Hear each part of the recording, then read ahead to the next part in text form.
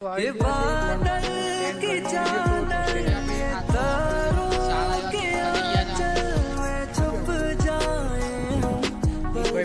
છે એ આવે છે અહીંયા, એ આવે એટલે પછી તો હે ગાઈસ, કેમ છો તમે બધા? આઈ હોપ કે તમે મજામાં હશો અને સ્વાગત છે તમારા મારા નવા વિડીયોમાં. અને આજે અમે જવાના છીએ વૃક્ષ વાવવા માટે. તો મંદિરમાં વૃક્ષ વાવવાનું છે. એક ભાઈબંધ બીજો છે એ આવે છે અહીંયા, એ આવે એટલે પછી જઈએ ને તમને બતાવીએ છીએ બધું. તો મિત્રો, ભાઈબંધ આવી ગયો છે, એક બાકી હતો એ ભાઈબંધ આવી ગયો છે, જોઈ શકો છો તમે આને. અને જોઈ શકો છો એક બીજો ભાઈબંધ આ રહ્યો. જોવા હાથમાં શું છે ભાઈ? આ તારે પેડ છે આવડું મોટું? એક પેડ માં કેના. ये बड़ी अच्छी बात कही आप. આપણે વાવવાનું છે. ક્યાં વાવીએ? અહીંયા મંદિરમાં વાવવાનું છે. તો જઈએ અંદર મંદિરમાં વાવવા માટે. તો અંદર જઈએ છીએ મંદિરમાં. જોઈએ મંદિર બંધ છે, ખોલીએ.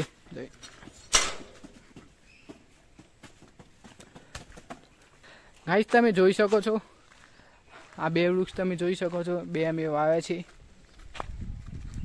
પર્યાવરણને સાચવવા માટે વૃક્ષ જરૂરી છે. શું કેવું ભાઈ? સાચી વાત. તો આપણે ક્યાં આવીએ? અહીંયા આવું જો ત્યાં આવીએ.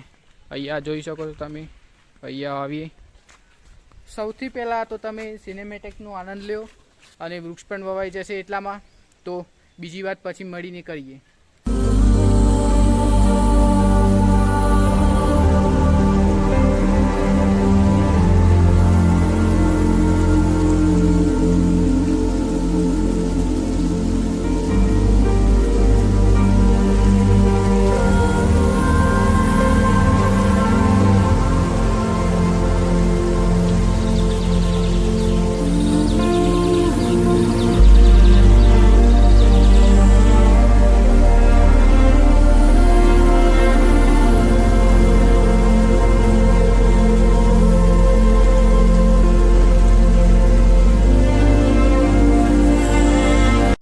આપણે હવે આપણે હાથ ધોવા પડશે.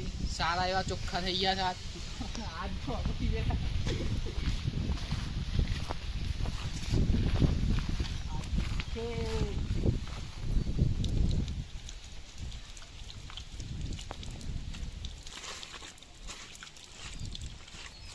મિત્રો, વૃક્ષ વાવી દીધું અમે, હાથ પણ ધોઈ નાખ્યા. હાથ તમે જોઈ શકો છો અમારા. શું હાથ તો બધા રે હાથ જોવો તમે ખાલી અમારા કેવા છે? ચોખ્ખા છે ને, એકદમ ક્લીન, એકદમ ચકાચક.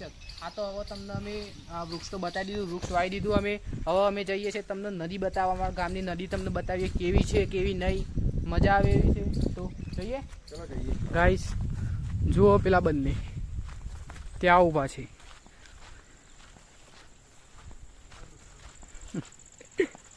આ અમારા ગામની નદી જોઈ શકો છો તમે.